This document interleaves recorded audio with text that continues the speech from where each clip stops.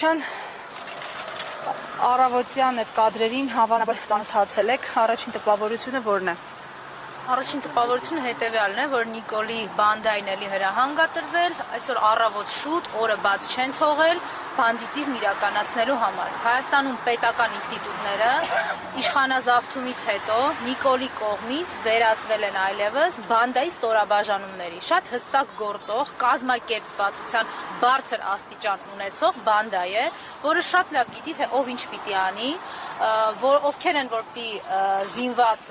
խմբերով մանգան, ովքեր են որ պիտի իրավապահի դիմակ հագած մարդկանց խոշտանգեն, ֆիզիկական հաշվեհարդարով սպառնան, ովքեր են որ պիտի իբր պայքարեն քրեական ենթամշակույթի դեմ, բայց իրականում քրեական ենթամշակույթ տարածելով վախեցնեն Հայաստանի քաղաքացիներին։ Այն ինչ այսօր տեղի է ունենում, բացի նրանից, որ քաղաքական հաշվեհարդարը եւ սահմանադրաիրավական իրավունքների ոտնահարում է Նարեկ Սամսոնյանի եւ Վազգեն Սաղաթելյանի, այսօր առավոտյան կատարվողը նաեւ շատ հստակ է,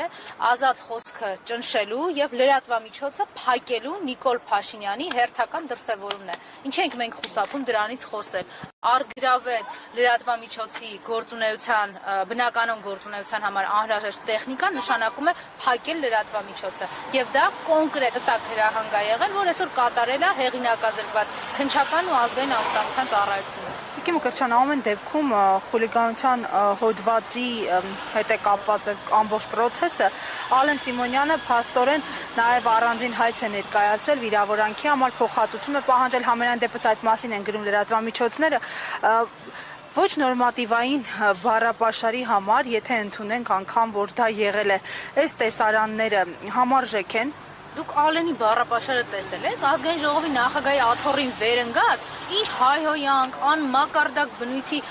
բնութագրիչներ կա տալիս է ազգային ժողովի նախագահի աթոռին վերընկած ուղիղ եթերում։ Այդ չեն տեսնում Նիկոլա հպատակ իրավապահները։ Խուլիգանությունը գիտեք որն է, երբ որ Ալենը ՊՊԾ ախրանիկներին հրամայում է փողոցում մարդուն անշարժացնել Հայաստանի քաղաքացուն ու թքում է այդ քաղաքացու վրա։ Խուլիգանությունն է, երբ որ իր ծնողը հայհոյանք է ցույց տալիս Հայաստանի քաղաքացիները, հետո գնում են քննչական ունենց են դասավորում, ասում են, որ սա հաղթանակի ժեստ է պարզվում։ Խուլիգանությունը, բեսպրիձելն ու քրեական ենթամշակույթը այ հենց այս տեսքն է ունենում։ Իսկ Ալենի հետ կապված մի բան է մենակ հարցական մնում, ինքը իր անձը վերջնականապես երբ է որոշում կայացրել թաղելու։ Այն օրը, երբ որ Նիկոլի հատուկ հանձնարարություններ կատարողը